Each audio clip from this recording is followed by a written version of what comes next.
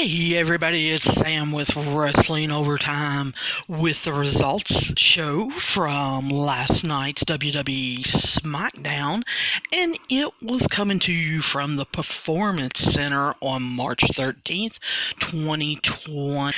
And let me remind you, this is just the facts, the quick and easy, down and dirty, nitty-gritty results show. You will be getting the Raves and Rants show from me later today, but the show opened up with Triple H, and I thought that was interesting that Triple H wanted to show us and tell us that they were coming to us from the Performance Center with no audience, and he opened the curtain to show us that there was no audience there, which I thought was a little unusual, but considering the times and what's going on, I think it was an okay thing.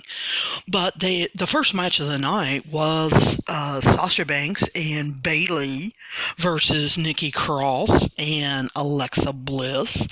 It was a pretty decent match, and Sasha ended up locking on the bank statement on Nikki Cross for the win.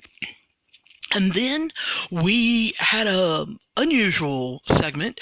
Roman Reigns was interviewed by Michael Cole, and I'm just going to go ahead and give you the headline from that. He hinted that he and Goldberg were going to main event WrestleMania. And that's the first that I had heard of that. I hadn't seen that anywhere. And Roman Reigns wanted to talk about that. So that was basically the highlight of that promo, was that interesting tidbit that we may be seeing Roman Reigns and Goldberg main eventing WrestleMania. Anyway, after that, WWE made an unusual decision, and they showed the Elimination Chamber pay-per-view SmackDown Tag Team Championship match in full.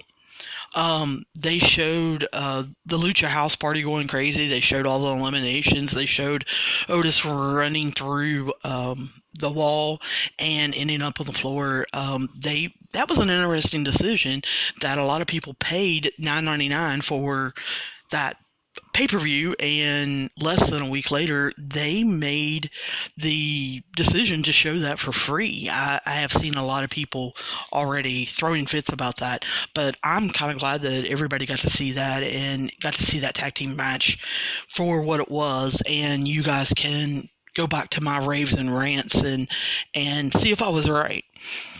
Mojo Rawley come out and said that Gronk has not signed yet, but will be at SmackDown next Friday.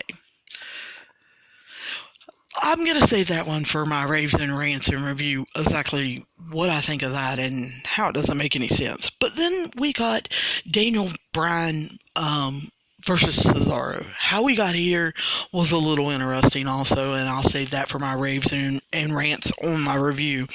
But Daniel Bryan ended up rolling up Cesaro for the win and possibly creating a new program.